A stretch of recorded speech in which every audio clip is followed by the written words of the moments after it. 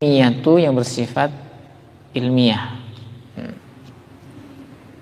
Awalan ay fil awali, yang pertama wahdatul kauni, kesatuan semesta. Jadi secara teoritik alam ini dulunya satu kesatuan, wahdatul kaun, bukan wahdatul wujud ya. Wahdatul wujud itu manunggaling kawula Gusti. Adharun nadhariyatil ilmiyatil hadisati taqulu. Adharun nadhariyati, teori yang paling kuat, al-ilmiyati yang bersifat ilmiah, al-hadisati yang baru. Jadi teori ilmiah terkuat yang baru itu taqulu berkata, innal arda, sesungguhnya bumi itu kanat ada opo al ardu itu juz'an, satu bagian minal majmu'atis syamsiyati, dari kumpulan-kumpulan yang bersifat langit, al majmu'ah asyamsiyah. Jadi galaksinya itu galaksi matahari, syamsiyah matahari.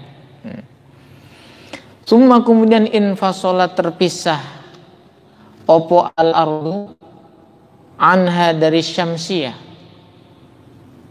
wa tabarradat, lalu menjadi dingin opo al ardu, wa asbahat, dan menjadi opo al ardu itu solihatan, layak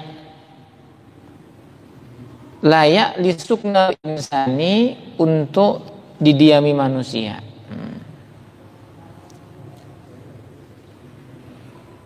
Jadi teori yang terbaru itu, ini nggak tahu nih, nggak dikasih tahu siapa yang mencetuskan teori ini. Apakah ikut teorinya Big Bang? Siapa yang mencetuskan teori Big Bang itu? Ada anak fisika di sini? Ini ngomong ilmiah, tapi yang ini anak tarbiyah. Repot ini.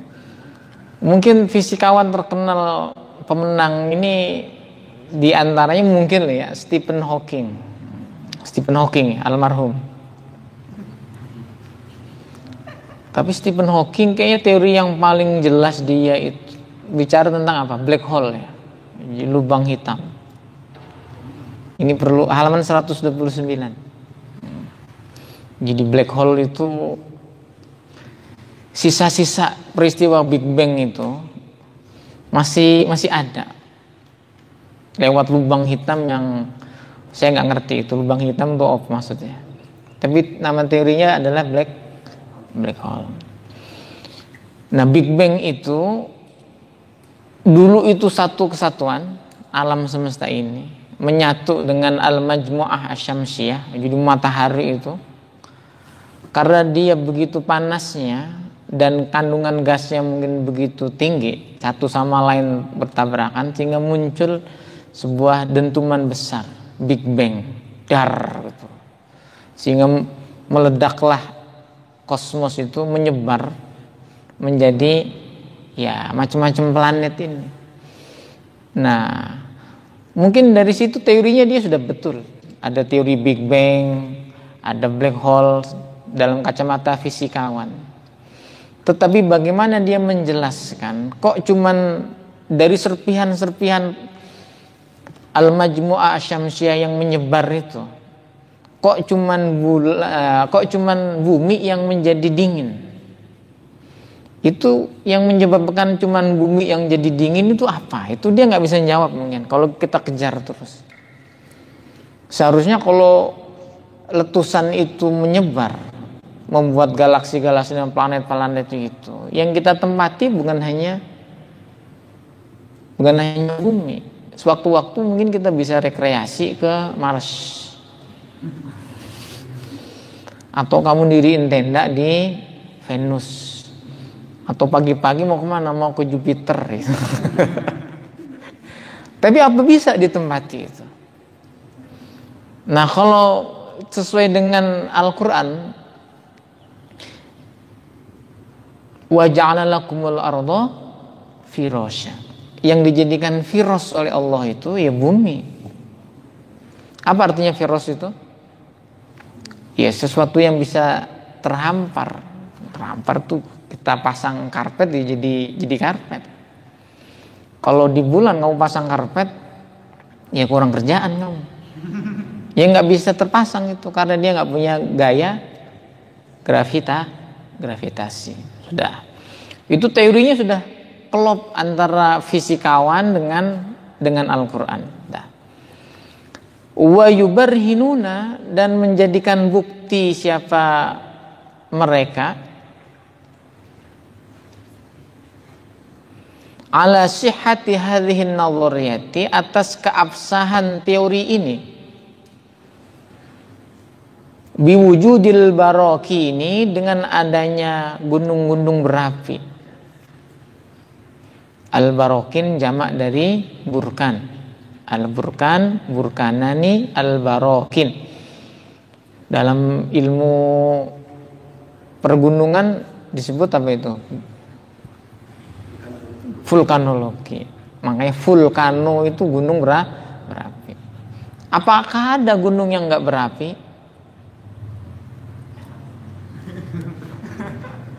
Ya nggak ada, gunung itu berapi semuanya. Lah kok yang di Panderman kok enggak? Itu apinya udah mati gitu. Tapi dulunya berapi dia. Jadi adanya gunung-gunung berapi, wal mawadi, dan materi-materi al multahibati, yang panas, yang meluap-luap. Dalam bentuk apa itu? Lava, bukan larva loh ya. Kalau larva itu anaknya capung, itu lava. Fi batinil ardi, di dalam bumi. Wa qadfil ardi, dan memuntahkannya bumi. Wa qadfil ardi, dan memuntahkannya bumi, baina khinin wa khinin, dari masa ke masa. Bihadhil khumami, dengan lahar-lahar ini. Bihadhil khumami, dengan lahar-lahar ini. Minal mawad al-burkaniyati, dari materi-materi gunung berapi. Al-multahibati, yang membara. Ila akhiri. Ada yang pernah megang lava? Itu orang kurang kerjaan banget itu, atau mungkin kebanyakan pekerjaan sehingga stres dia. Karena jangankan kita megang lavanya, kita kena uapnya saja sudah wassalamualaikum warahmatullahi, sudah gosong. Ini bagi teman-teman yang dulu di Jogja, sudah lama emang nggak ada gunung Merapi meletus ya. Ya mudah-mudahan ya jangan meletus lah. Tapi ketika saya kecil, atau mungkin beberapa tahun yang lalu lah, ketika gunung Gelut meletus itu, ya bersyukur daya letusnya tinggi, sehingga dia tidak menyebar ke sini. Awal-awal saya di sini itu Gunung Bromo masih sering meletus, tapi semakin lama saya di sini semakin jarang dia. Sungkan mungkin sama kamu ini. Ya itu teorinya begitu. Kenapa kok di bumi kita ini banyak gunung berapi yang mengeluarkan lava? Ya karena itu sisa-sisa dari percampuran dulu ketika bumi dan matahari menjadi satu. Awalam yarul ladzina kafaru, awalam apakah tidak melihat, meneliti, siapa alladzina, orang-orang kafaru yang kafir, siapa alladzina, annas samawati, sesungguhnya langit-langit, wal ardo, dan bumi, itu kanata, ada keduanya, as-samawati wal ard, itu rotqon, menyatu, Fafatakna, lalu memisahkan siapa kami, huma keduanya.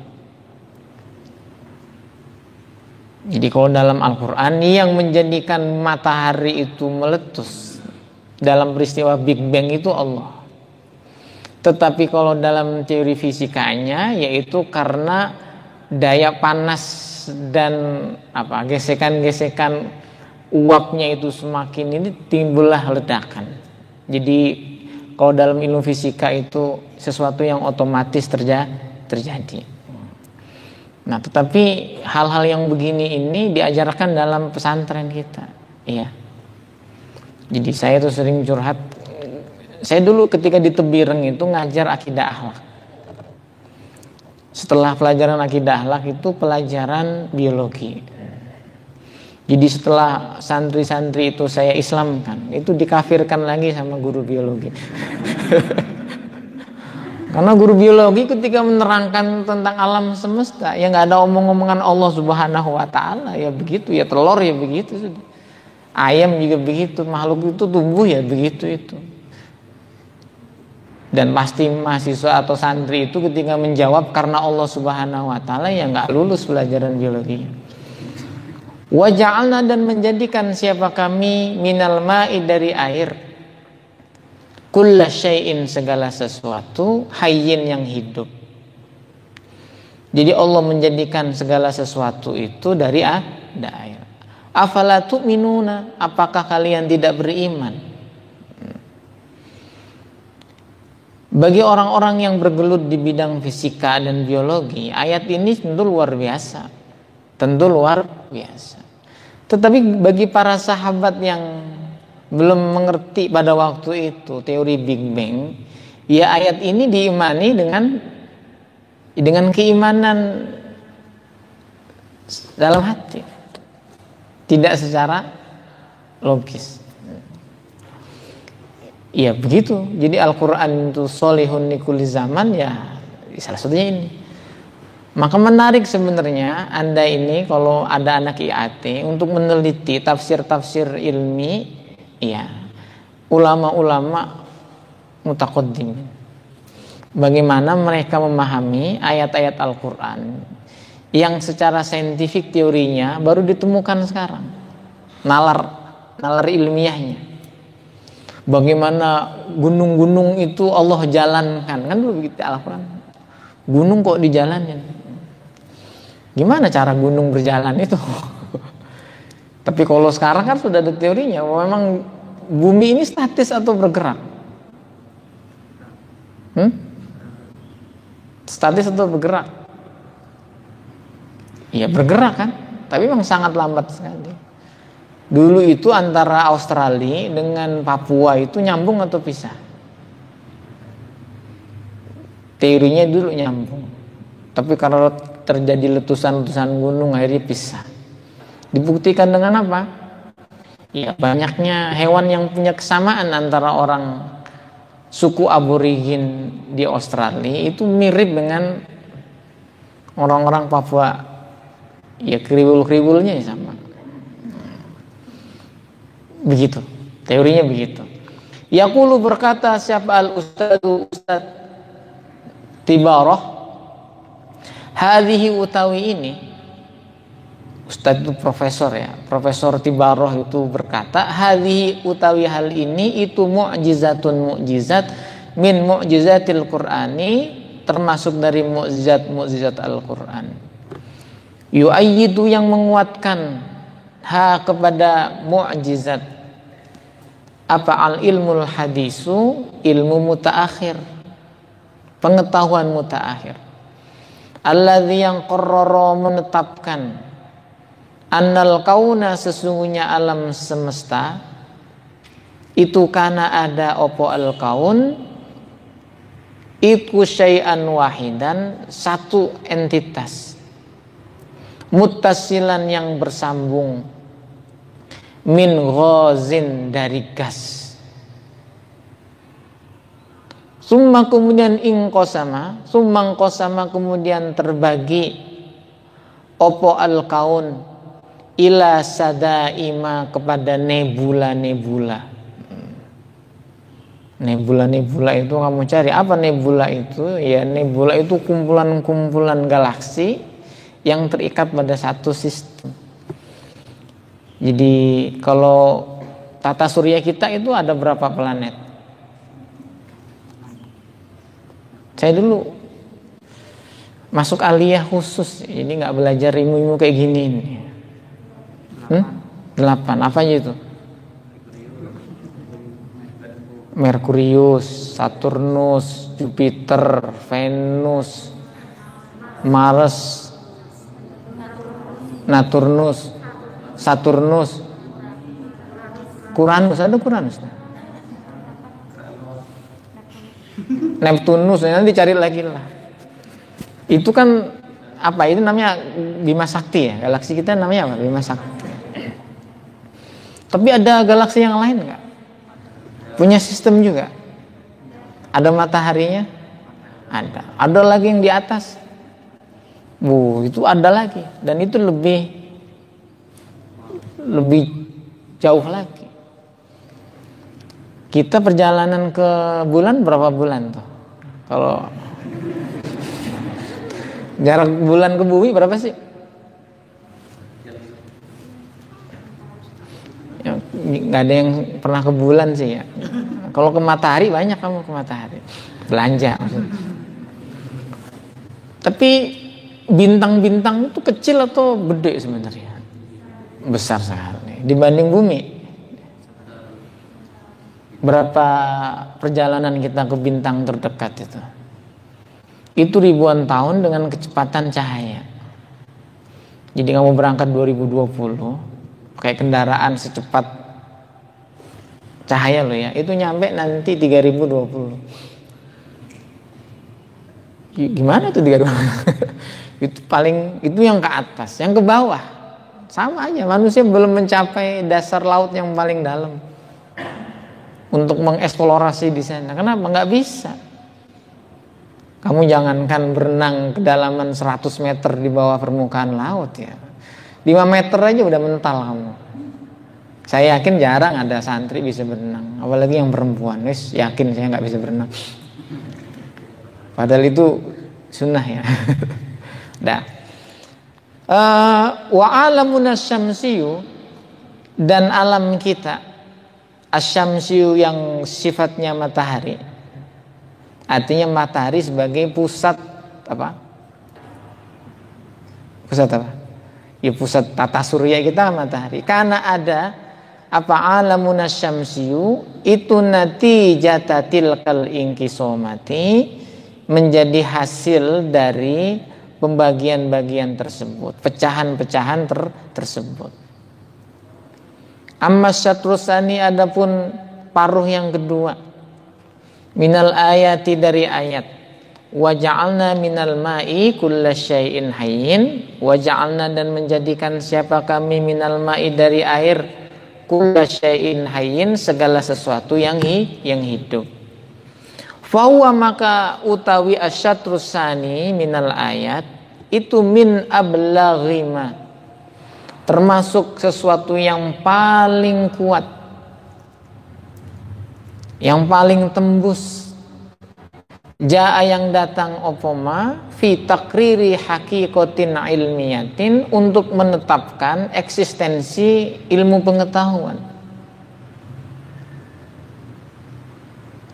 untuk menetapkan eksistensi ilmu pengetahuan. Adroka, yang telah menemukan siapa al ulama, para ulama, sirroha, rahasianya. Fama'zamul amaliyatil kimiyawiyatu kimiyawiyati, fama'zamul amaliyatil kimiyawiyati, maka kebanyakan, sebagian besar kinerja kimia itu tahtaju, membutuhkan ilal ma'i, kepada air. Wahwalan, utawi air itu al unsur al asasiyu, unsur yang paling dasar, listimroril hayati, untuk kelangsungan hidup, listimraril hayati, untuk kelangsungan hidup, li jami'il kainat, bagi seluruh semesta, wan nabatati, dan tumbuhan-tumbuhan. Maka ketika orang-orang itu pergi ke bulan, yang dicari pertama itu apa? Ada air nggak di sana? Nggak usah ke bulan, kamu ke Mabna aja nih cari air, ada airnya apa enggak? Nyari kos-kosan ini ada airnya apa enggak? Airnya lancar apa enggak? Nah, Mabna kita ini airnya lancar tapi warna-warni. Nah, karena air itu unsur yang paling dasar. Walil ma'ilan iku bagi air khawasun utawi keistimewaan ukhra yang lain. Tadullu yang menunjukkan apa khawasun ukhra ala anna mubdi al-kauni, atas bahwasanya pencipta semesta, iku qad sammama, sungguh telah menetapkan, siapa mubdiul kaun, hu kepada air, bima terhadap sesuatu, yuhaqiku yang mewujudkan, yuhaqiku yang bisa mewujudkan opoma soliha makhluqatihi, kelayakan makhluknya atau keberlangsungan kebaikan makhluk-makhluknya. Wal ma'ulan utawi air itu yamtassu menghisap, menyedot kimiyatin kabirotan, unsur kimiawi yang besar, minal oksigen, dari oksigen. Indama takunu, ketika ada opo darajatu hararatihi, tingkat panasnya air atau tingkat panasnya oksigen itu munkhafidatan, rendah. Ini orang-orang kimia yang ngerti maksudnya. Wa innama, dan ketika yatajammadu, memadat opo oksigen, tantoliku maka menyebarkan atau tersebar minhu dari oksigen, apa kimiyatun kabirotun, zat kimiawi yang besar, minal hararati, dari hawa panas, tusaidu yang membantu opo al hararah al ahya'a, makhluk-makhluk hidup, allati yang ta'isu hidup opo al ahya fil bihari, di lautan-lautan, min asmakin berupa ikan-ikan, wa ghairiha, dan lainnya ikan. Jadi alam kita ini sangat tergantung dengan lautan. Lautan itu air terkena panas, oksigennya di situ akan menguapkan. Nah, di situ akan, maka kamu itu kalau ada di pinggir laut itu lebih senang apa enggak? Enakan di pinggir laut apa di tengah kota? Di pinggir laut itu lebih enak gitu. Dan angin bla bla itu diatur dari panas air laut. Diatur dari panas air laut. Maka pergerakan angin ini bulan-bulan Juli Agustus itu akan menjadi bulan-bulan yang penuh dengan angin dan rasa dingin. Karena mungkin itu dipengaruhi dengan letak matahari di lautan mana yang itu akan menyebarkan angin ke sisi sini dari Australia. Hawanya hawa dari Australia, agak dingin. Nah, nanti di bulan-bulan ini juga dengan dingin yang begitu menusuk tulang, bunga-bunga pohon mangga akan bermunculan. Nah, kamu lihatin aja tuh. Pohon mangga itu sekarang ini dia akan, dan itu ilmu titennya orang Jawa tuh di situ. Dia bisa meneliti hawa itu dari angin. Jadi kalau saya pernah ini kayaknya udah musim ini nih Pak, ini belum. Kok bisa? Ini pohon kapuk itu belum pecah, berarti masih lama musim hujannya. Jadi hujan itu nungguin kapuk pecah dulu. kok canggih ya gitu. Itu ada komunikasi antara pohon kapuk dengan angin itu. Artinya jangan buru-buru ini dulu. Itu luar biasa.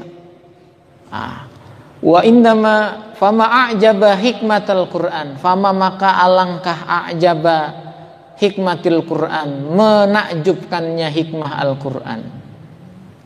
Fama a'jaba hikmatil Qur'an, maka alangkah menakjubkannya hikmah Al-Qur'an. Alladzi yang yubayyinu, menerangkan, opo alladzi bi kalimatin, dengan kata-kata, jalilatin yang jelas, sirrul hayati, rahasia kehidupan.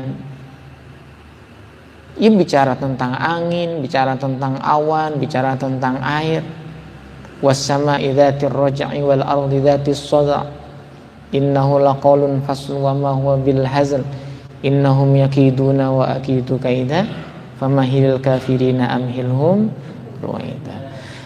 Nah, Al-Quran itu ketika bicara tentang tanda-tanda alam, maka endingnya pasti akan ditutup dengan esensi ketuhanan. Nah, itu bedanya Al-Quran dengan kitab-kitab ilmu pengetahuan. Jadi, tapi yang harus kita pahami, alam itu disebut alam. Kenapa? Li'annahu alamah. Alam itu secara bahasa artinya apa? Tanda. Jadi alam itu yakunu alaman liwujudil khaliqi. Jadi alam itu menjadi laboratorium kita untuk bisa mendekatkan diri kepada Allah Subhanahu wa taala.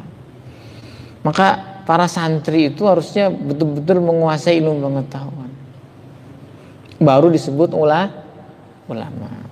Innama yakhshallaha min ibadihil ulama. Yang dibahas ayat sebelum itu tentang apa? Kehebatan orang-orang yang bisa menganalisa alam semesta ini, kosmos ini, sebagai perwujudan dari adanya Sang Pencipta. Itu penting ilmu pengetahuan. Nah, Islam itu tidak seperti agama Nasrani.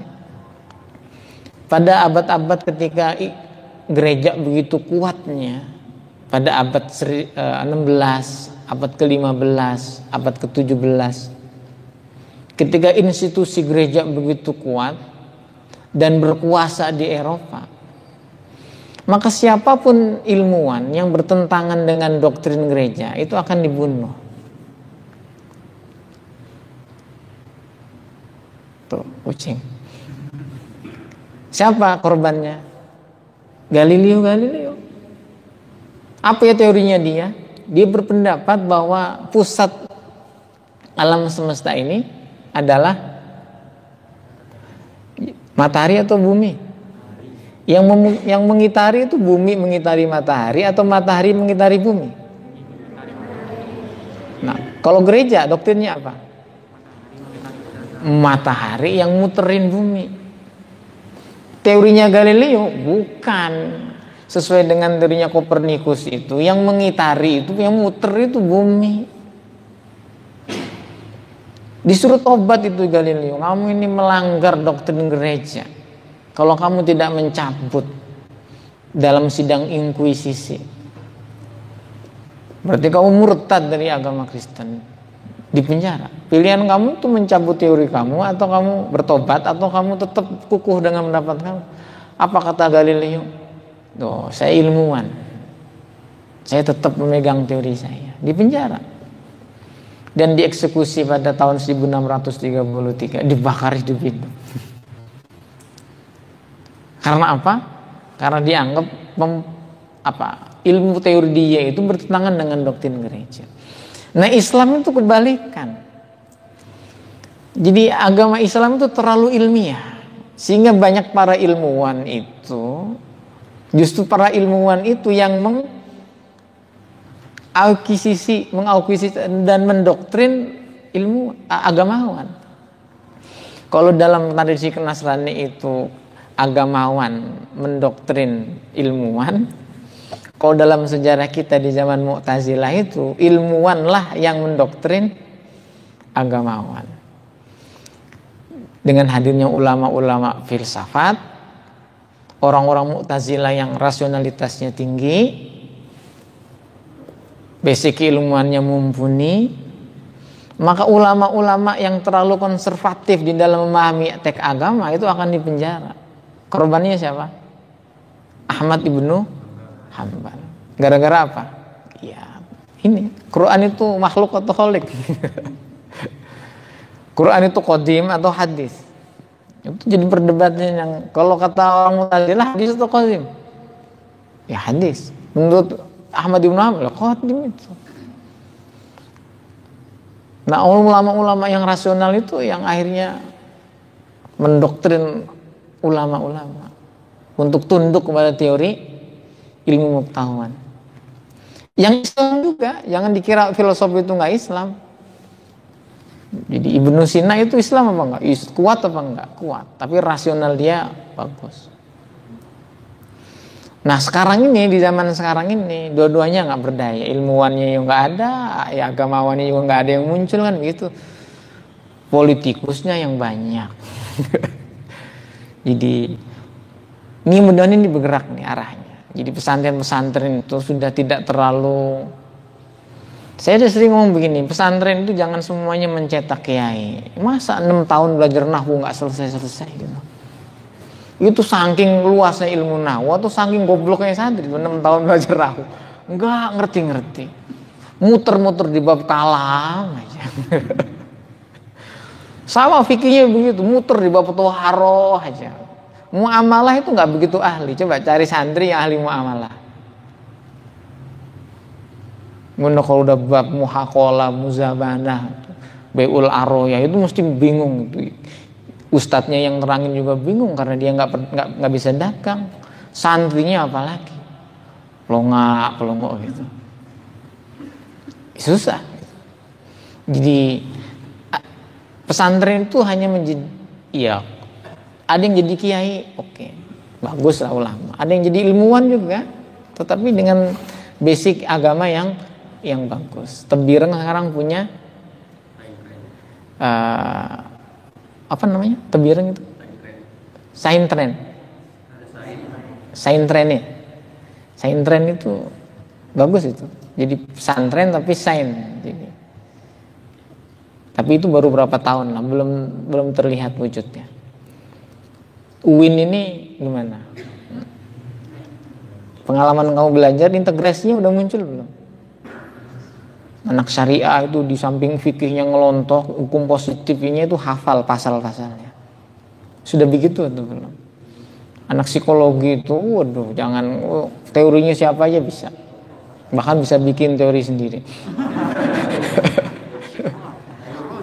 Nah, waqad dan sungguh rawam ruwiya diriwayatkan an Ibnu Abbasin dari Ibnu Abbas radhiyallahu anhuma annahu sesungguhnya Ibnu Abbas qala berkata siapa Ibnu Abbas fi tafsiri hadhil ayatil karimah di dalam menafsirkan ayat yang mulia ini. Kanat ada, ini Ibnu Abbas nih ya. Jadi 1600 tahun yang lalu. Kanat ada opo as-sama'u langit itu rotqon, ya terpisah atau kering, latum tiru yang tidak menurunkan hujan. Wa kanat dan ada opo al ardu bumi itu rotqon, ya terpisah juga, la tambutu atau la tumbitu tidak menumbuhkan. Jadi ketika terpisah itu langitnya itu tidak bisa nurunin hujan, buminya tidak bisa menumbuhkan tanaman. Falamma maka ketika khuliqa diciptakan lil ardi untuk bumi, atau khalaqa menciptakan siapa Allah lil ardi untuk bumi ahlan penduduk. Ketika Allah menciptakan di bumi itu penduduk, itu betul atau enggak? Bumi itu ada dulu atau berapa lama dari kemunculan bumi terus ada makhluk hidup?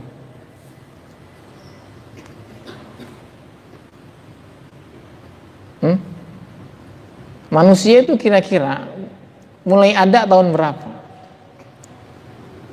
Atau dari dulu di bumi ini sudah ada manusianya? Belum ya?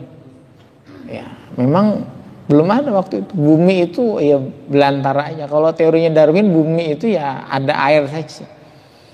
Lalu dari air itu muncul hewan-hewan yang ya betulang satu atau apa itu, seperti kecebong itu. Lalu berevolusi menjadi kamu ini. Nggak tahu setelah kamu ini evolusinya kemana kamu ini. Apa tetap jadi manusia atau kembali jadi King Kong? Oh ya, wallahu a'lam. Tetapi ketika Allah menciptakan lil ardi ahlan, penduduk, fataqo, maka Allah memecahkan as-samaa, langit, bil matori, dengan hujan.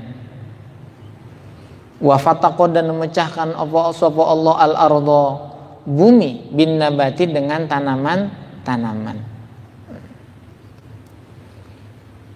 Kalau di kitab Injil itu, kitab Kejadian itu, Genesis ya namanya ya, itu rinci memang. Jadi hari ini menciptakan ini, hari ini menciptakan ini. Meskipun ya agak disanggah juga. Karena kalau dalam kitab Injil itu ya tanaman-tanaman dulu ada, baru muncul matahari kan itu. Ya kan muskil. Yang benar tuh matahari dulu baru muncul tanaman. Atau tanaman dulu baru muncul matahari. Ya mataharinya dulu lah. Jadi hal-hal yang menopang kehidupan ini dimunculkan. Ya baru itu makhluk hidupnya numbuh di situ. Aku lu berpendapat siapa saya, hadat tafsiru, tafsir ini itu jamilun, bagus, wa hasanun, dan baik, wa yakunu, dan apa ada opo hadat tafsir mim babil isti'arati, dari bab isti'arah. Isti'arah itu dalam bahasa Indonesia namanya ya, majas personifikasi. Wahwalan hadat tafsir alladzi, yang zahaba, berpendapat, ilahi, kepadanya, siapa, al mufassirun al qudama, mufasir terdahulu. Walakin, dan akan tetapi, la yamna'u, tidak mencegah, atau la yumna'u, tidak dicegah, opo ayyakuna, akan ada, la yumna'u, tidak dicegah, opo ayyakuna, andanya ada, fil Qur'ani, di dalam Al-Qur'an, apa, ba'du hadhir rawa'i ilmiyati, sebagian arwa'i itu kecermelangan yang bersifat ilmiah, cemerlang. Allati, yang kasyafa, yang mengungkap, allati, yang kasyafa, mengungkap, anha, dari arwa'i al-ilmiyah, kecermelangan ilmiah itu, al-ilmul hadisu, ya ilmu yang mutaakhir. Fal Qur'anu, maka utawi Al-Qur'an itu hammalu wujuhin, mengandung banyak aspek.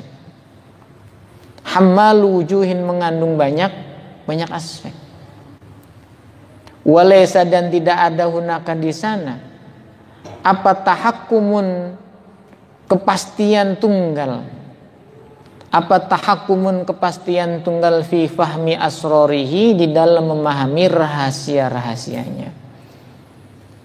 Farubbama, maka barangkali, fahima, memahami, siapa, al mutaakhiruna, ulama-ulama yang belakangan, ma, sesuatu, lam yafhamhu, yang tidak memahami, hu ing ma, sopo al mutaqaddimuna, ulama-ulama terdahulu.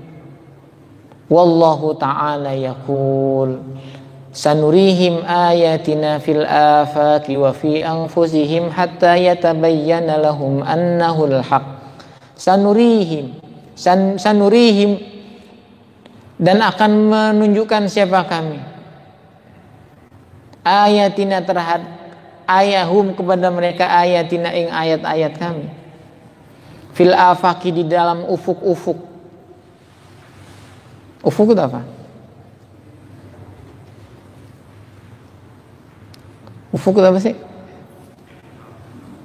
Hah? Ya, ujungnya semesta ini. Ufuk sana, ufuk timur, ufuk. Jadi kalau kamu pernah nggak berangkat ke atau melihat pemandangan sawah yang menghampar luas itu? Itu kira-kira sejauh mana pandangan kamu bisa mencapai ke sana? Jadi ufuk timur, ufuk afak. Wa fi anfusihim, dan di dalam diri mereka. Hatta sehingga yatabayyana jelas lahum bagi mereka annahu sesungguhnya Al-Qur'an itu al-haqqu, kebenaran. Fala'alla hadza, maka barangkali ini itu minal ayati, termasuk ayat-ayat allati yang atla'a, menunjukkan hum kepada mereka, sapa Allah alaiha, kepada ayat fil qarnil ishrina, di abad ke-20. Jadi memang pernah membaca bukunya Muhammad Al-Ghazali nggak? Mujizat Al-Quran. Beliau itu buat sebuah laboratorium riset tentang kebenaran Al-Quran dan hadis sunnah. Itu ditaruh di mana tuh laboratoriumnya? Kalau nggak salah ditaruh di Virginia, Amerika. Jadi beliau tuh bikin laboratorium kemujizatan Al-Quran di sana. Dan sepertinya di Istiqlal itu pernah ada simposium tentang kemujizatan Al-Quran yang melibatkan ulama-ulama di seluruh dunia, di Istiqlal. Dan itu dibukukan. Dan menurut saya itu bagus gitu. Nah, beberapa tahun yang lalu itu Kementerian Agama membuat sebuah proyek buku untuk menulis tentang seri kemujizatan Al-Quran. Ya di bidang ilmiah. Ya mudah-mudahan itu nggak cuma ngabisin proyek anggaran, tapi betul-betul itu di-share. Nah, seharusnya di pesantren-pesantren itu ada laboratorium itu. Laboratorium itu. Di UIN juga ada laboratorium itu. Kira-kira di mana itu tempatnya? Mahat kita. Nah, ini yang harusnya banyak dan disebarkan. Nah, sanian yang kedua, nas'atul kauni, proses penciptaan. Jadi proses tumbuh kembangnya alam semesta ini. Yaqulu, berkata siapa al-alamul falaki, ilmuwan falak, jenis, nggak tahu jenis siapa ini, Syekh Ali As-Sobuni ini tidak, ini jenis siapa, orang mana? Ini kalau kamu ketik di ini jenis, itu akhirnya ketemunya bukan jenis tapi jeans. Ini jeans jadi celana akhirnya. Innama datal kauni, sesungguhnya materi semesta itu badaat mulai opomadatul kauni ghazan, sebagai gas muntasyirun yang menyebar, khilalal fadai, di semesta, di angkasa, khilalal fadai, di angkasa, bintidhamin, dengan teratur, wa innas sadaima, dan sesungguhnya nebula-nebula, al majmu'atil falakiyata, maksudnya kulikot, tercipta, apa as-sadaim, min takasufin, dari saling berdesakan, min takasufi hadzal ghazi, dari saling desak-desakannya gas ini. Yaqulu, berkata siapa ad-doktor jamu, dokter jamu ini akhirnya mau dibaca apa lagi kalau bukan jamu. Biasanya kalau di tulisan-tulisan ini ditulis Arabnya lalu ditulis Latinnya. Nggak tahu Syekh Ali As-Sobuni kok nggak ditulis Latinnya. Akhirnya kalau kamu baca jamu juga nggak salah.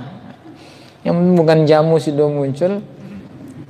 Innal kauna, sesungguhnya semesta, fi bud'in nas'atihi, di awal prosesnya itu, karena ada opo al kaun itu mamlu'an, dipenuhi bi ghazin, dengan gas, muwazza'in, yang terbagi, tauzi'an, dengan pembagian, muntaziman, yang teratur, wa minhu, dan dari gas tersebutlah hadasat, terjadi apa amaliyatun, proses-proses.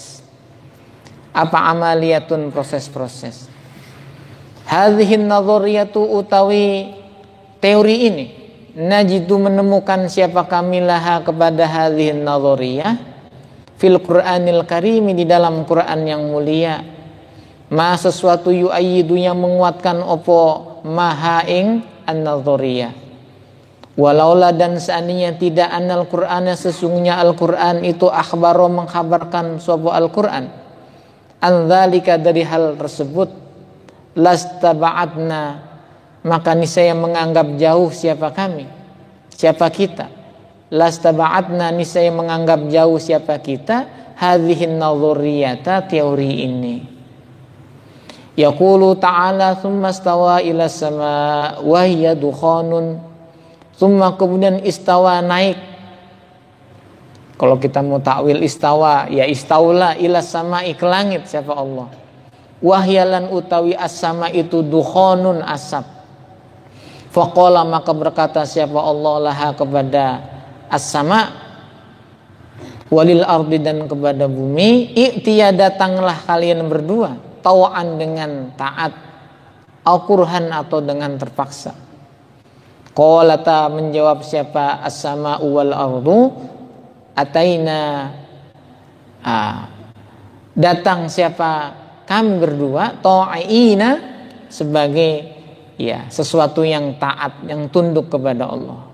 Garis besarnya dukhon. Fal Qur'anu maka utawi Al-Qur'an itu sawwara menggambarkan apa Al-Qur'an masdara khalqi hadzal kauni, sumber penciptaan semesta ini, bidukhoni dengan dukhon, wahwalan utawi ad-dukhon itu asyai'u sesuatu alladzi yang yafhama atau yafhamu memahamihu kepada alladzi sopo al-arabu orang Arab, minal asya'i dari sesuatu al-malmusati yang bisa tersentuh. Jadi gas, asap itu. Ayakunu apakah ada fi maqdurin ummiyin, ayakunu apakah ada fi maqduri ummiyin di dalam kekuasaan orang yang buta huruf, mundu arba'ata asyara qarnan selama 14 abad, ayyudrika untuk menemukan sopo ummi hadza ing hal ini, fi waktin di dalam waktu kana yang ada, sopo annasu manusia itulah ya'rifuna tidak mengetahui sopo annas syai'an sesuatu pun, an hadzal kauni dari alam semesta ini, wa khafayahu dan rahasia-rahasianya. Jadi bagaimana Nabi Muhammad itu kok bisa faham kalau dunia semesta ini dulu diciptakan dari asap atau dari gas kalau dalam bahasa kita. Itu kalau bukan wahyu ya nggak bisa. Sama ketika Al-Quran berbicara tentang antara garis pemisah antara laut air asin dengan air tawar. Apakah Rasulullah pernah ke tempat itu? Apa Rasulullah pernah melihat ada garis demarkasi yang memisahkan antara air laut dengan air? Ya, Rasulullah kan nggak jauh-jauh amat perginya. Pergi kemana Rasulullah? Apa pernah Rasulullah pergi ke Papua? Coba ada yang pernah ini meneliti nggak? Rasulullah itu pernah berlayar atau tidak?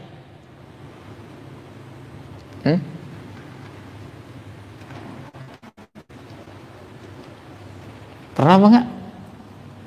Nggak tahu ya. Rasulullah itu pernah pergi ke Habasyah, pernah? Habasyah itu mana?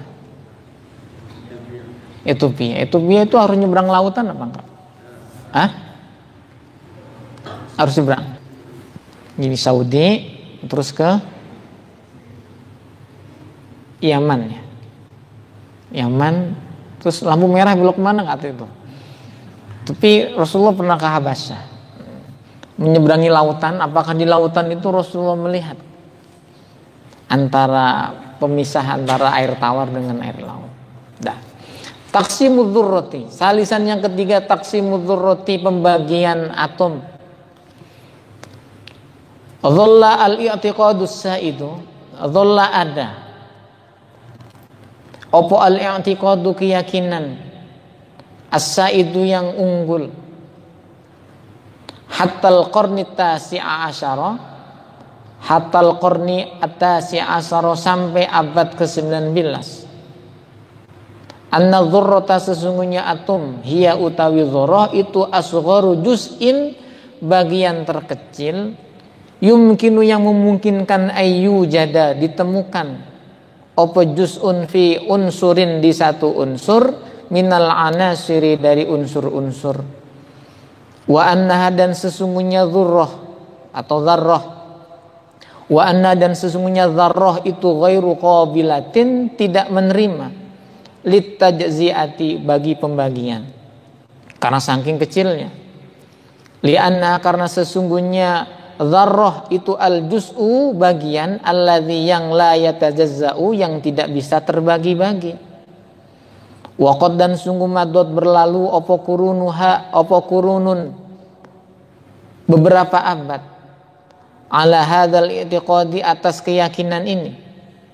Wa mundu asaratis sinina dan semenjak ya puluhan tahun al-madiyati yang telah lalu hawala berusaha siapa al-ulama'u para ilmuwan ihtimamahum menfokuskan mengupayakan siapa para ilmuwan ihtimamahum perhatian mereka ila muskilatiz dzarrati kepada problematika atom.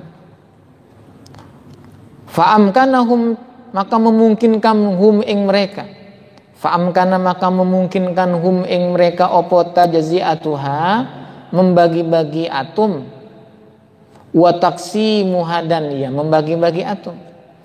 Waqad dan sungguh wajadu menemukan siapa mereka anna sesungguhnya atom itu tahtawi mengandung alat daqaiqa al-atiyati atas unsur-unsur kecil sebagaimana berikut. Proton, neutron, elektron. Ini kayak gimana modelnya juga nggak pernah lihat.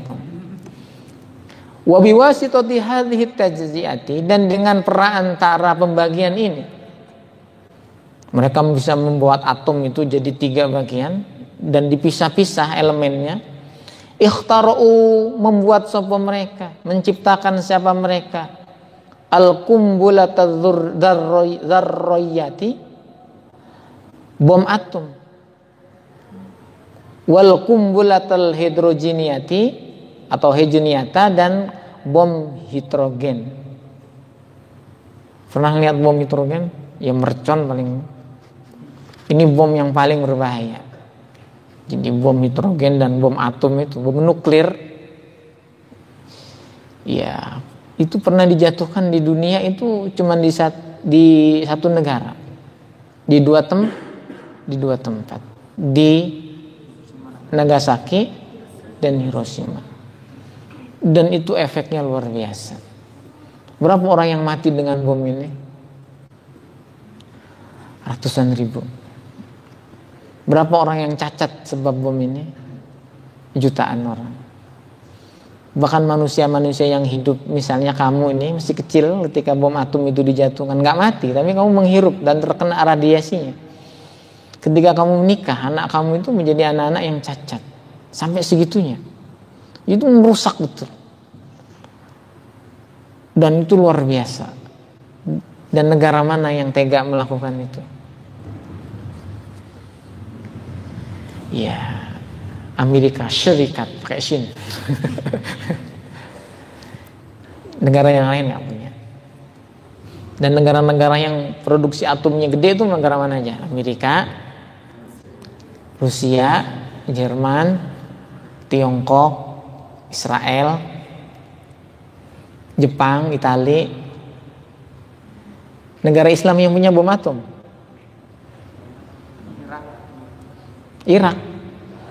Irak tuh baru bom kimia kelasnya.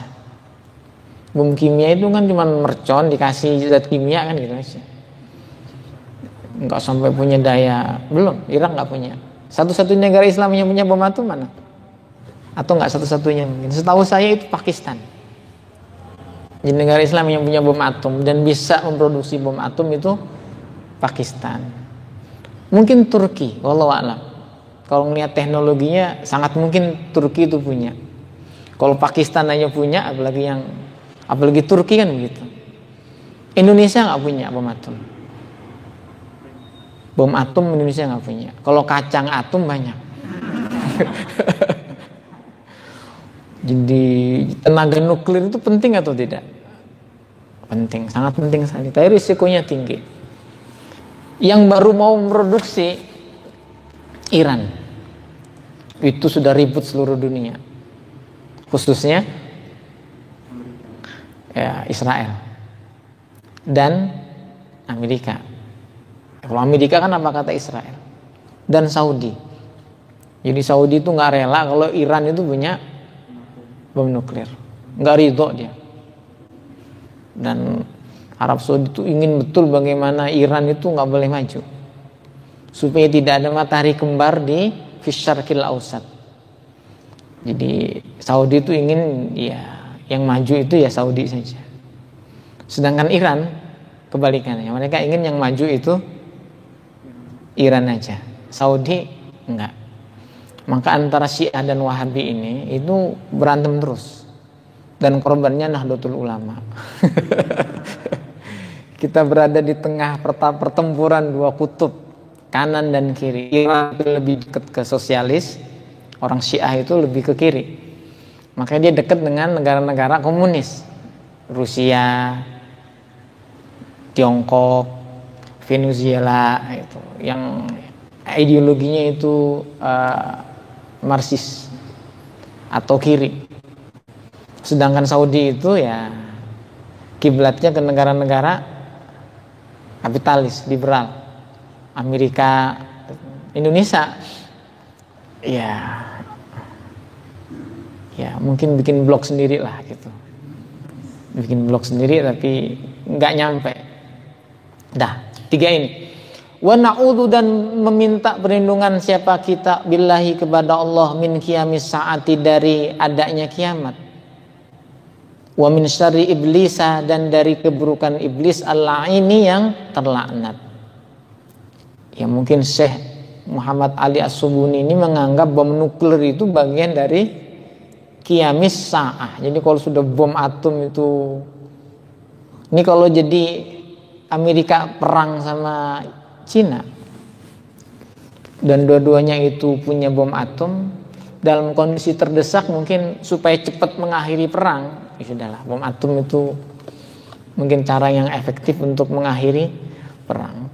Karena ketika Jepang itu dibom atom dua kota saja, itu sudah, mereka sudah menyerah tanpa syarat.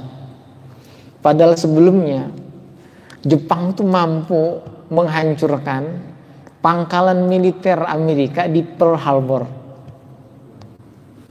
Bayangin, jadi pangkalan pesawat udaranya itu diluluh lantakkan oleh orang-orang Jepang. Bayangkan itu. Di Jepang itu bawa pesawat-pesawat terbang mereka luar biasa. Dan hebatnya orang Jepang itu, mereka itu nggak nurunin bom. Nggak cuma nurunkan bom dari pesawatnya itu mereka tabrakkan, jeger gitu. Jadi mereka bunuh diri dengan itu.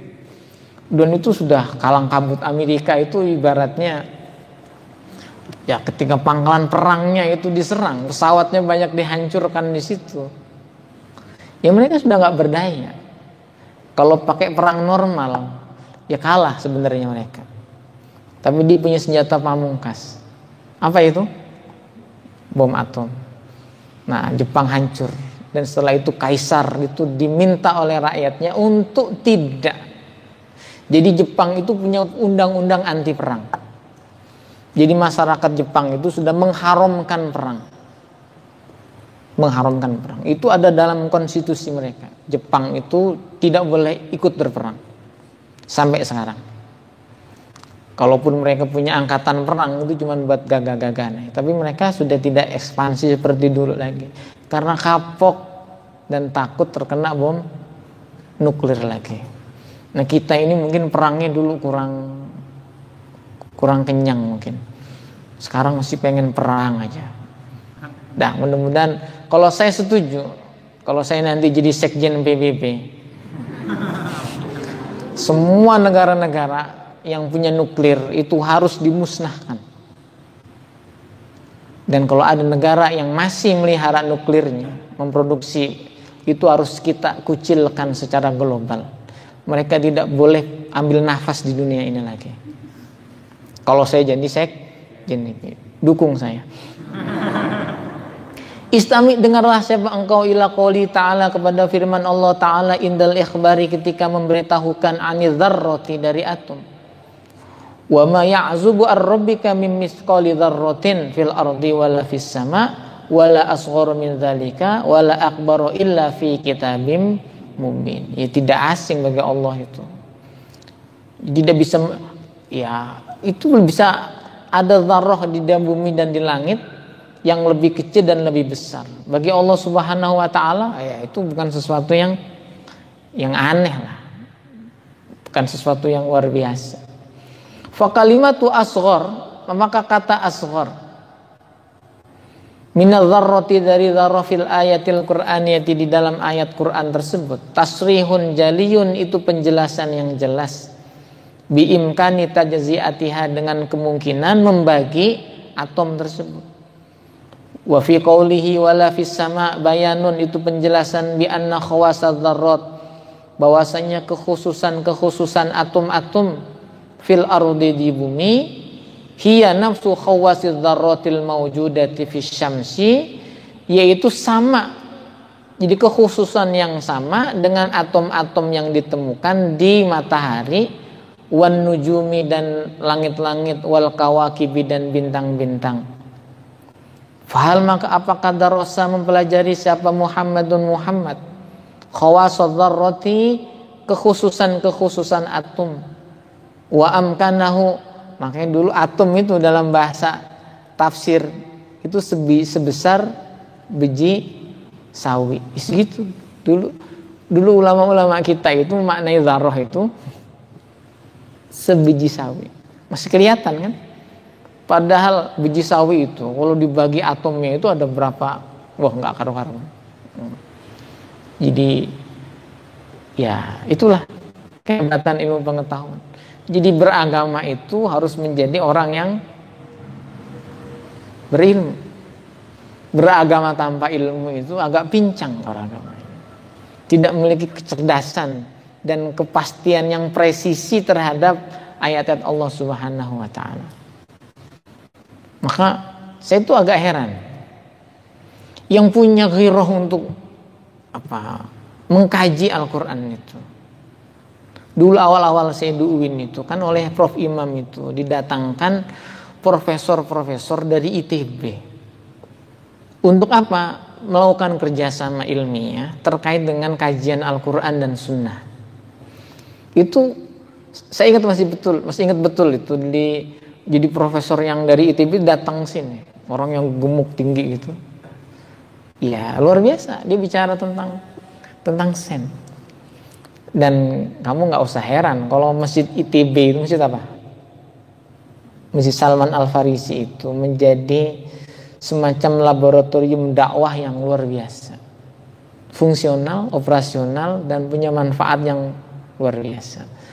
Jadi Masjid Salman itu ada laboratoriumnya, atau jadi laboratorium dadakan.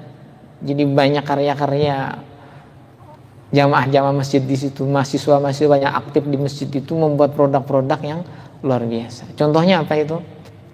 ATM beras. Itu kan presisi, berapa sok ininya berapa liter sekali pencet set dia dapat berapa mut di situ.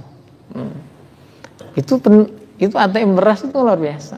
Ada kepentingan dengan zakat atau tidak? Ya, sangat lah. Termasuk wudhu. Jadi kita itu sering sekali. Jadi agama itu sebenarnya kan mencakup banyak aspek. Saya paling nggak suka kalau datang ke masjid terus berwudu, terus kerannya itu muncrat kemana-mana. Kamu pernah nggak? Jadi wudu itu airnya itu nggak ngucur begini, tapi muncrat ke sana. Ini ngajak berantem kerannya ini. Jadi nggak jelas ini mau. Itu menunjukkan kita ini nggak bisa mengembangkan keran khusus wudu. Yang satu, dia harus memenuhi kaidah-kaidah wudu sebagaimana sunnah Rasul. Tidak boros air, ya kan? Jadi airnya sedikit tapi itu pas gitu. Rasulullah kalau wudhu itu habis berapa mud air? Mungkin nggak nyampe segini Rasulullah wudhu itu, separuhnya ini. Iya. Jadi kita harus menciptakan keran khusus masjid yang kalau wudhu itu cuma segini tok keluarnya, separuhnya ini. Diukurlah gimana caranya. Dan berapa masjid di Indonesia ini? Dan berapa keran di masjid itu? Peluang bisnis? Bisnis. Keran syar'i. Toilet. Saya nggak suka kalau ke toilet itu yang harus berdiri. Dan yang nggak ada lagi, emang itu kan Toto, American standar. Jadi di hal yang paling ini kita menjadi konsumen. Tanpa pernah kita mensinkronkan antara ajaran agama kita dengan kebutuhan-kebutuhan teknologi dan industri. Dan UIN harusnya ke situ. Anak-anak jurusan apa itu? Arsitektur, bikin aja sketsa toilet yang bagus, keran yang bagus, produksi ini gini. Sehingga khusus mic masjid untuk ngimamin, supaya imam itu yang suaranya nggak bagus jadi lumayan bagus gitu. Atau yang imamnya nggak standar, mic-nya tuh nggak mau bunyi. Jadi dia tuh bisa mendeteksi ini imam ini bener apa enggak bacanya. Kalau enggak sih nggak bunyi, berarti dia nggak layak jadi imam. Loh, kok bisa begitu ya? Karena Allah Rasulullah perintahnya gitu, yang jadi imam itu yang harus aqra'uhum, yang paling aqra', yang paling bisa membaca.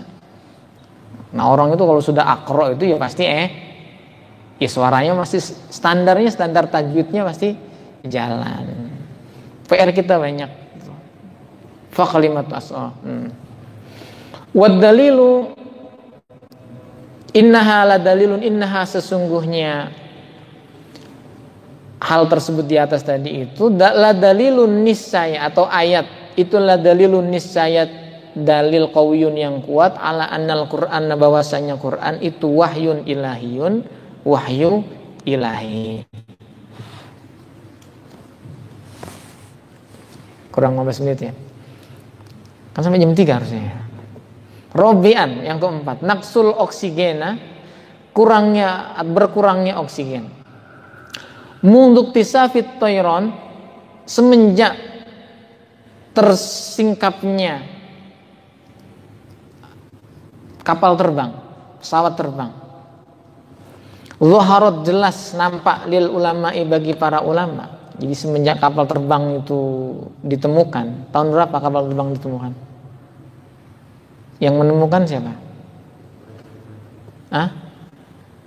Dua orang ya, bersaudara ya. Anggapnya Upin Ipin lah gitu, bersaudara. Itu orang Amerika ya, orang Amerika. Dan luar biasa itu penemuan itu. Dan menurut ulama RAGIP itu, seandainya Baghdad itu tidak dibakar perpustakaannya oleh orang-orang Tartar yang ini orang Mongol, seandainya orang Mongol itu ketika menaklukkan Baghdad dan dia tidak membakar perpustakaan yang ada di Baghdad, maka pesawat terbang itu akan lebih cepat ditemukan 200 tahun. Karena prototipenya udah dibuat di situ. Tapi karena itu dimusnahkan, maka ilmu pengetahuan dunia ini mengalami kerugian yang begitu luar biasa ketika Baghdad itu dihancurkan. Dan luar biasanya itu, kita nggak pernah mengalami masa-masa kejayaan ilmiah lagi setelah itu dihabiskan. Badiratan tabi'iyatan, secara cepat, dan tabi'iyatan secara tabi'i, wahyalan utawi tabi'iyah Itu naksul oksigen, berkurangnya oksigen fi tobaqatil jawil ulya, di tingkat-tingkatan udara yang tinggi. Fakullama, maka setiap kali halaqal insan, halaqa melayang, siapa al insanu manusia, ketika manusia itu melayang, wartafa'a dan naik, fi ajwa'is sama'i, di udara-udara langit,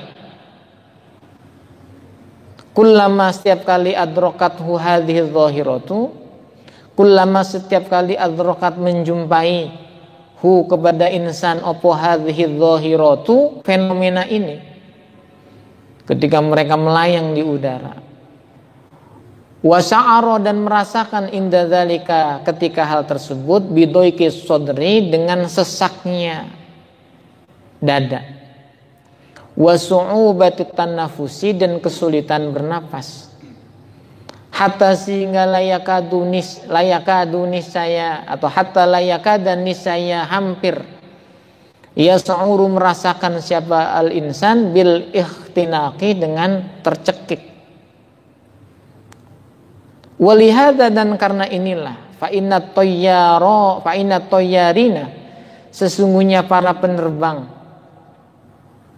itu yu'tuna memberikan siapa at-toyyarun, ta'limatin, pengumuman-pengumuman, lirrukabi, bagi para penumpang, passengers, bi ayyasta'milu, dengan menggunakan siapa mereka, al-oksigen as-sinaiyah, oksigen ya buatan, alat bantu pernafasan. Posisinya di atas atau di bawah kursi? Di sini atau di ini ya? Kayaknya di atas ya, di atas. Saya naik pesawat berapa kali, tapi nggak begitu memperhatikan. Ketika diterangkan saya perhatiin pramugarinya aja, tapi saya nggak sampai. Kayaknya di atas kayaknya. Khina, ketika ta'lu naik, bihim, dengan mereka, opo atau irotu pesawat terbang, ila murtafi'atin aliyatin, kepada ketinggian tazidu yang ya lebih, an khomsin wasalasina, dari 30 al-fakidamin, dari 35.000 kaki, 35.000 kaki. Hadhihi dhahiratul ilmiyatu, fenomena ilmiah ini, itu asyara telah menunjukkan, mengisyaratkan ilaiha, kepada al-dhahiratul ilmiyah, opo Al-Qur'an Al-Karimu yang mulia, qabla ikhtira'it tayran, sebelum terciptanya pesawat terbang, wa qabla arba'ata asyara qarnan, dan sebelum 14 abad. Istami' ila qaulihi ta'ala, dengarkanlah engkau kepada firman Allah Ta'ala, faman yuridillahu ayyahdiyahu yashrah sadrahu lil Islam, wa man yurid ayyudillahu yaj'al sadrahu dayyiqan harajan ka'annama yas'adu fis sama'i. Barang siapa yang Allah kehendaki untuk diberikan hidayah, maka Allah akan lapangkan hatinya untuk menerima agama Islam. Tetapi barang siapa yang Allah kehendaki untuk tersesat, maka Allah akan menjadikan hatinya dayyiqan, sempit, ya harajan, ya sempit, ka'annaha, seakan yas'adu, dia naik fis sama'i, di langit. Ya, gambaran para ulama kita ya su'adu fis sama zaman dulu ya, ketika naik bandulan kan gitu, ketika di tinggian terus turun lagi segitu itu. Belum sampai ketika orang ada di, sudah pernah naik biang lala nggak Om? Atau apa tuh yang roller coaster? Ketika kamu di atas gitu. Ketika kamu ditarik ke atas, gimana hati kamu? Dada. Makanya orang yang punya penyakit jantung dan yang nggak punya uang jangan naik ini, mahal soalnya. Walaqad, dan sungguh karena ada sopo al-qudama'u, para pendahulu, utu yufassiruna, menafsirkan siapa al-qudama hadhil ayata, ayat ini, hasba mafahimihim, ya sekedar pemahaman mereka, allati, yang tattafiqu, sesuai ma'azamanihim, dengan zaman mereka.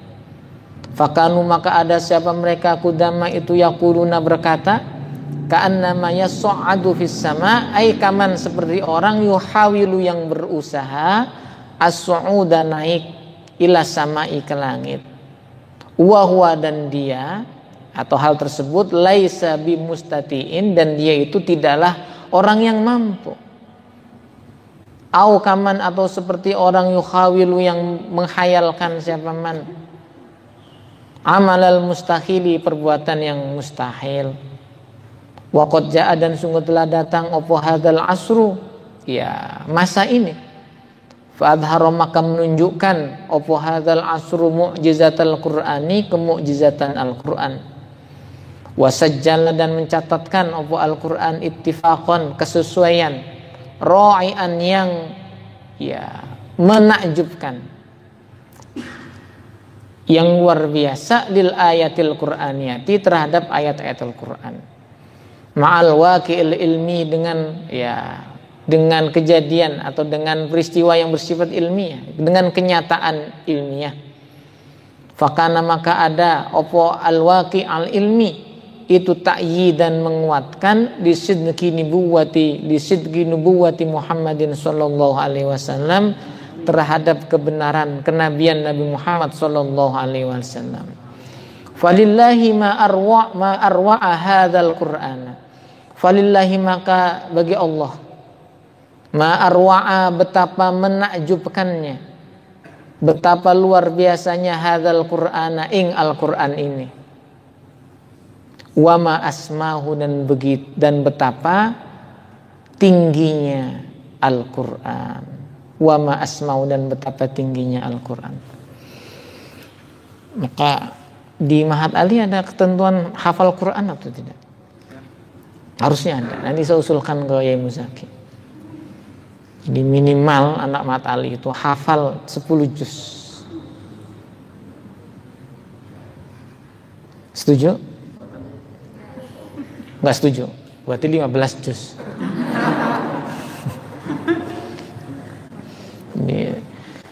Saya ini lagi berusaha untuk menghafalkan Al-Quran. Juz 29. Itu sudah 2 tahun saya menghafalin. Enggak hafal-hafal. Atau hafal tapi harus ngulang lagi. Di juz 29 itu baru sampai pada surah Al-Insan. Hal ata 'alal insani khinum minad dahri lam yakun syai'an madhkura inna khalaqnakum ila akhirih.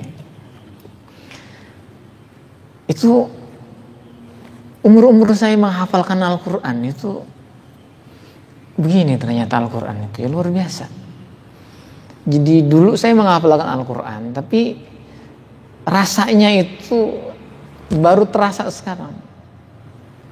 Maksudnya apa? Jadi sentuhan rohaninya itu, maka orang tua itu bagus menghafal Al-Quran.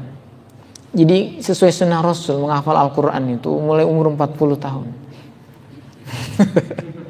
Rasul itu menghafal Al-Quran umur berapa? Nah kamu itu kadang-kadang membuat bid'ah gitu. Jadi umur apa sudah menghafal Al-Quran? Dan saya agak was-was juga sekolah-sekolah yang umum SD itu menghafalkan Al-Quran. Padahal anak-anak kita itu, mereka itu menghafalkan Al-Quran itu panggilan jiwanya atau karena tuntutan. Karena ketika menghafal Al-Quran lalu lupa, itu kan dosanya juga sama dengan, atau malah lebih banyak dosanya ketimbang orang yang gak hafal Al-Quran. Ya apa enggak? Ya apa enggak? Hadisnya jelas enggak? Ada orang menghafal Al-Quran terus dia melupakan Al-Quran itu. Dosanya itu luar biasa. Maka menghafalkan Al-Quran, enggak menghafal Al-Quran itu lebih aman sesungguhnya bagi orang yang tidak niat untuk menghafalkan. Jadi ayah saya dulu tuh tahu ketika saya menghafalkan surah Al-Baqarah itu udah sampai juz 4. Juz 3 ya. Juz 3. Kok juz 4 kelebihan. Jadi kayak Gus Nur saya ini nama nambahin ya. Itu kata ayah saya, kamu ngapalin Al-Quran? Enggak, jangan. Kata ayah saya, jangan katanya, jangan ngapalin Quran. Berat ngapalin Quran itu. Dan ya saya ikutin, saya nggak ngapalin Al-Quran akhirnya. Walaupun juz 1, juz 2 ya kalau orang baca masih agak ngerti. Tapi sekarang jadi pengen lagi, minimal juz 29, juz 30. Itu juz-juz menurut saya banyak ayat yang harus dibaca di situ kan. Subuh hari Jumat tuh baca surah As-Sajdah dan surah Al-Insan. Yang tadi saya baca hal ta'ala al-insani hidum min ad-dari lam yakun. Itu minimal itulah. Jadi tapi saya itu agak was-was kalau ngimamin subuh Jumat baca surah ini. Mesti kabur orang-orang itu. Nggak kuat. Padahal saya ingin baca surah ini. Ingin baca surah ini. Nah tinggal nanti fatwa lebih baik mana sholat sendirian di rumah tapi bisa baca surah Al-Insan sama As-Sajdah atau berjamaah yang dibaca surah An-Nas sama surah Qul. Saya agak muskil kalau jamaah sholat subuh terus imamnya itu bacanya surah Al-Ikhlas, saking ikhlasnya. Karena menurut saya itu nggak layak subuh itu baca surah itu, harusnya lebih panjangan. Ya gitu ya, setuju ya. Nanti saya kasih tahu Ibu Zaki. Jadi anak Mat Ali wajib menghafal Al-Quran minimal 5 ya, itu udah ada kesepakatan minimal 5. Bagus 5 itu. 5 itu udah bagus. Supaya ruh kamu itu jadi Al-Qur'an itu minimal 5 juz, hadis minimal 400 hadis. Itu saya jamin kamu itu jadi orang yang satakhruju minkum anwarul ilahiyah wal hikam an-nabawiyah. Itu baru itu ketemu. Tapi kalau hanya membaca saja itu akan lupa gitu. Gitu ya. Atau secara mandiri lah menghafalkan. Minimal 5 juz tadi sudah sama ketua kelas sudah disepakati 5 juz. Wallahu a'lam bishawab. Rabbana anfa'na bima 'allamtana rabbi 'allimna